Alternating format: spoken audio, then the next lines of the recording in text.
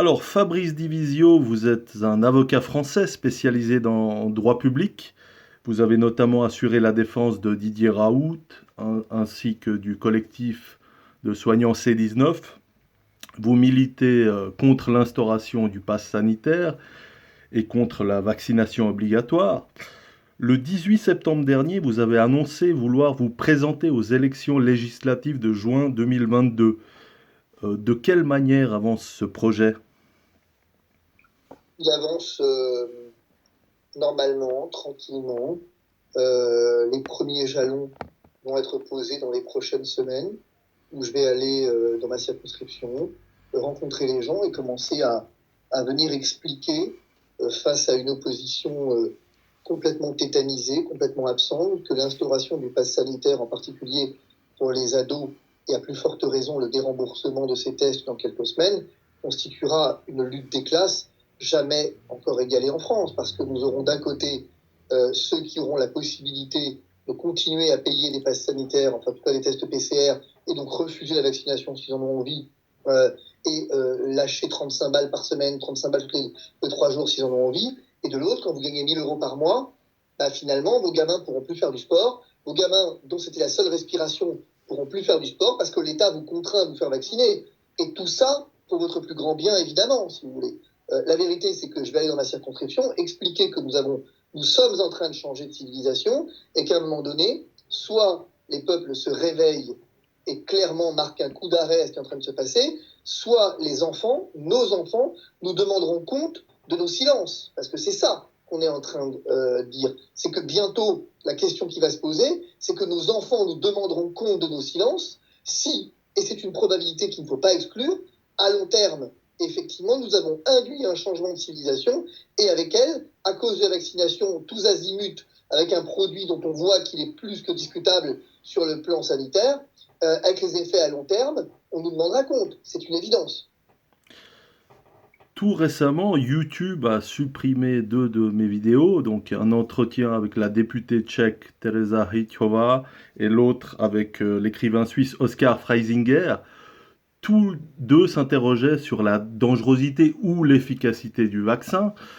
YouTube a justifié sa décision en disant, alors je cite, en marquant je cite, YouTube n'autorise pas les contenus qui propagent des informations médicales incorrectes contredisant celles de l'OMS ou des autorités sanitaires locales concernant la Covid-19. Cela inclut les contenus qui recommandent l'utilisation de substances dangereuses pour le traitement ou la prévention de la Covid-19. Fin de citation. Que vous inspire cette justification? Vous parlez à quelqu'un qui s'est fait supprimer 2 chaînes et dont l'épouse, qui n'a jamais rien publié, s'est fait supprimer sa chaîne. Mon épouse est réalisatrice et elle s'est fait supprimer sa chaîne. Et pourquoi? Parce que, en fait, dans une vidéo, j'ai dit, je cite en ces termes, je m'interroge sur l'efficacité réelle du vaccin et sur l'opportunité d'une vaccination tous azimuts à laquelle je ne crois pas. Fin de citation. YouTube a décidé que c'était interdit et que je propageais des fausses informations, alors que j'ai juste dit que je n'y croyais pas. C'est une opinion. Eh bien, YouTube, qui se veut média alternatif, n'accepte pas la propagation donc d'opinions contraires à l'opinion dominante. Mais YouTube fait une grave erreur sur un point, c'est que leurs standards ne sont pas conformes à l'OMS, pour une raison simple, c'est que YouTube continue de dire que le vaccin protège de la transmission, et vous n'avez pas le droit de dire que ça ne protège pas de la transmission, alors que l'OMS ne dit plus ça depuis un moment. Donc YouTube s'est fait nouveau censeur de santé, ici précisé que, hasard du calendrier, ça m'a beaucoup amusé, le jour où j'ai appris la suppression de ma chaîne, et je n'ai même plus le droit d'en recréer. Bref, on va dire, le jour où j'ai appris la suppression de ma chaîne, eh bien YouTube se félicitait d'un accord historique avec le gouvernement français visant à faire la promotion du vaccin sur ses chaînes. Mais depuis quand YouTube fait la promotion du vaccin sur ses chaînes? Est-ce que c'est le rôle de YouTube de faire la promotion de quoi que ce soit? De quoi je me mêle? De quoi je me mêle? Et donc, ils ont le droit de faire la promotion du vaccin, mais par contre, moi, je n'ai pas le droit de venir dire que j'émets des doutes sur l'efficacité de la stratégie vaccinale et sur le plan politique. Eh bien, si vous voulez, on en est à un point On a vu ça avec Trump en particulier. Twitter a supprimé le compte de Trump, pourtant, le compte des talibans, lui, demeure ouvert.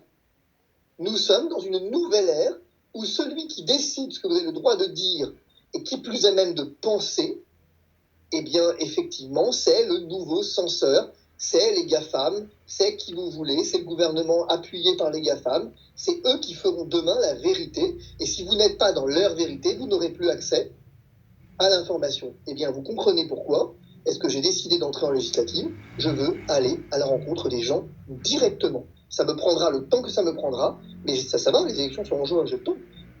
Mais je veux aller à la rencontre des gens. J'en ai marre de passer par des médias, qu'ils soient alternatifs ou effectivement mainstream, dans lesquels je dois faire gaffe à ce que je dis à chaque fois que je le dis, quoi. Dire, ça suffit à un moment donné. Et qu'on puisse venir dire, on n'a pas le droit de dire que l'ivermectine constitue une piste à étudier de manière extrêmement sérieuse. On n'a pas le droit de dire que les macrolides et donc l'azithromycine est quand même a fait une démonstration de son efficacité sur le terrain. On n'a pas le droit. On n'a pas le droit de dire que la 3e dose en Israël, vous n'avez jamais eu autant de personnes sous respirateur malgré autant de personnes avec une 3e dose. Vous n'avez pas le droit. Et bien, il y a 2 options. Ou vous dites plus rien, ou alors vous prenez un engagement politique et vous allez dire aux gens directement ce qu'il en est. C'est le choix que j'ai fait. La Suisse semble suivre le même chemin que la France concernant le pass sanitaire. Celui-ci est notamment obligatoire pour les musées, les restaurants, les universités. À partir du 11 octobre, les tests qui permettent aux non-vaccinés d'avoir une vie sociale ne seront plus remboursés. Que vous inspire cette évolution? Attendez, en Suisse, c'est pire. Parce qu'une partie de la Suisse, les célébrations religieuses de plus de 50 personnes sont soumises à passe sanitaire. Donc, c'est-à-dire que les messes dominicales, par exemple, dans les cathédrales ou ce que vous voulez, sont soumises à passe sanitaire, avec la bénédiction des évêques. C'est-à-dire que l'autorité religieuse a accepté l'idée et a remercié le gouvernement suisse d'avoir limité à plus de 50 personnes uniquement le pass sanitaire. Ces gens sont devenus fous. Je suis plus... Alors, que la Suisse suive ce chemin, qu'est-ce que ça m'inspire? Voilà, ça m'inspire ça. Quoi? C'est-à-dire que finalement, qui croit encore que toutes ces mesures, elles sont décidées par les gouvernements? Vous avez bien une autorité au-dessus, appelez-la comme vous voulez, qui décide d'un timing et d'un langage. Pourquoi une telle mesure en Suisse? La Suisse est un pays qui s'est démarqué jusqu'ici par j'exagère un peu, mais par une alternative aux mesures jusqu'ici prises. Vous n'avez pas connu de confinement aussi strict qu'on en a connu. La vaccination en Suisse obligatoire, elle est quand même un sujet de société qui, jusqu'ici, a été résolu en disant qu'il n'y avait pas réellement de vaccination obligatoire.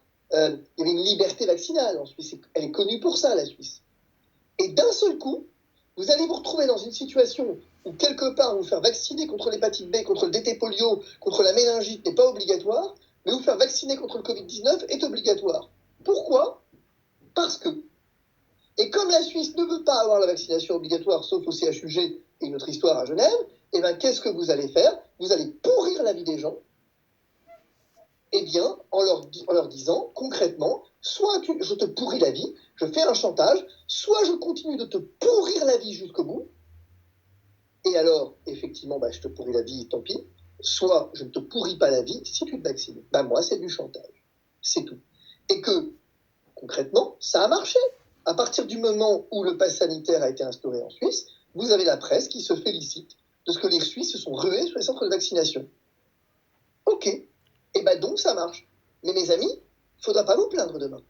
Mes amis qui acceptaient ça, qu'ils soient suisses, français, finlandais, ce que vous voulez, il ne faudra pas vous plaindre quand demain le gouvernement, les gouvernants et ceux qui les dirigent auront compris que finalement, avec une toute petite contrainte, on peut venir menacer de porter atteinte à vos libertés publiques et faire de vous ce qu'on veut. Parce qu'aujourd'hui, pour aller prendre un verre en terrasse, ça vous coûte un pass sanitaire.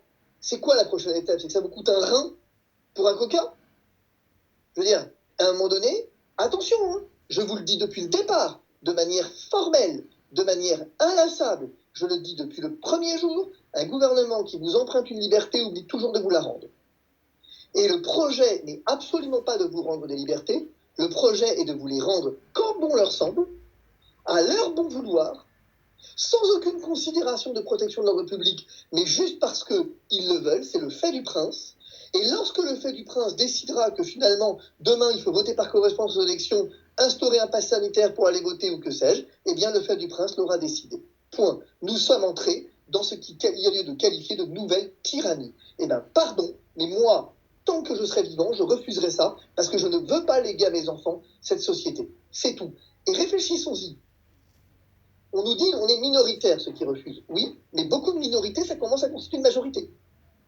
Ben, peut-être qu'il serait temps que les minorités des différents pays s'assemblent, se réunissent, et que peut-être émergent d'autres Fabrice Divisio pour se présenter aux législatives, et qu'on commence à peser dans le débat public.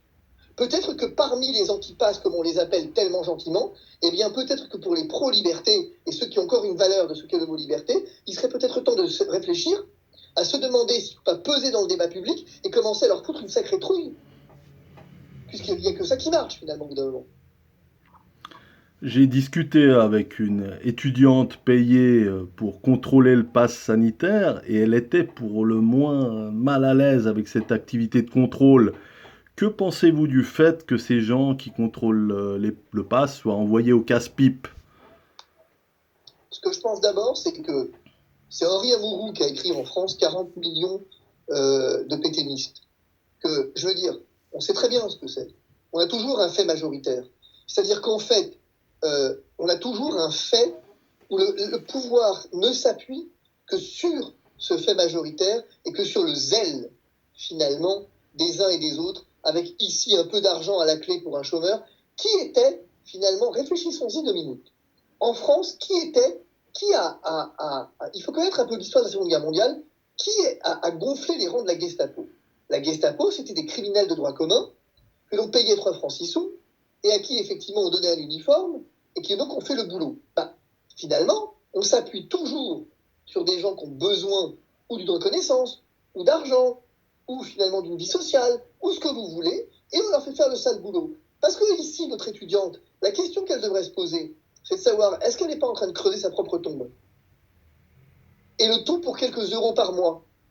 C'est ça la question de fond. Est-ce que finalement, à un moment donné, nous n'avons pas un travail de sensibilisation, si vous voulez, à faire? Mais j'ajoute, vous voyez, j'ai devant moi, au moment où je vous parle, un ouvrage là, qui est devant moi, qui me sert de support à une conférence que je donne lundi soir, qui s'appelle Raisonner en vérité, traité de logique analytique, dialectique, rhétorique, sophistique. Peut-être que l'enjeu, c'est de venir former les gens. Moi, j'ai la chance d'être formé. J'ai la chance d'avoir une merveilleuse formation en philosophie morale et par ailleurs en logique, en dialectique. Mais peut-être que l'enjeu, c'est de former les gens, d'investir le terrain de la formation pour leur faire comprendre ce qui se passe. Moi, je l'ai fait, ça. Je l'ai fait avec des gamins de 16 à 18 ans. J'avais 55 gamins devant moi, à qui j'ai expliqué ce qu'était de faire un choix libre. Je ne leur ai pas dit s'il fallait se faire vacciner ou pas, c'est pas mon problème. Mais de faire un choix libre à la fin, les gamins sont venus me voir pour certains en me disant on n'avait pas compris que les enjeux de la vaccination étaient tels, pour nous, se faire vacciner était juste une manière de se retrouver entre copains. Donc, ils n'avaient pas compris. Mais peut-être parce que personne ne leur explique. Peut-être que nous avons péché gravement en venant protester, et on a raison de le faire, mais en n'investissant pas le terrain de la pédagogie et le terrain de la formation. Qui sait aujourd'hui qui est McKinsey? Qui sait aujourd'hui qui est Pfizer? Qui sait comment naît un scandale sanitaire? Pratiquement personne, parce que vous avez une propagande d'État au pluriel, tenu le tout par effectivement quelques groupuscules, et par quelques, même plus groupuscules, mais par quelques groupes majeurs qui contrôlent et qui dominent les finances d'un côté et la politique de l'autre, et qui dictent leurs lois. McKinsey, regardez, un détail, on m'emmerde moi parce que mon association a gagné 14 000 balles, et alors qu'elle paye 3 salariés. Mais McKinsey est payé 2 millions d'euros par mois par le gouvernement français à faire on ne sait pas quoi, mais ça pose problème à personne. Et quand on le dit aux gens en formation, ils disent on ne le savait pas. Et quand on leur explique que McKinsey est à l'origine de 50 000 morts par an aux États-Unis pour la crise des opioïdes, et qu'aujourd'hui ils sont en train de dévaster l'Afrique, les gens ne le savent pas. Peut-être que le terrain, c'est que votre étudiante, peut-être qu'il faut lui faire des conférences en lui disant je vais t'expliquer ma cocotte, de quoi on parle exactement. Peut-être que c'est ça l'enjeu. Et enfin, comment faites-vous pour supporter le mépris d'une Géraldine Maillet dans l'émission TPMP? Je préfère être détesté, méprisé pour ce que je suis, qu'admiré pour ce que je ne suis pas.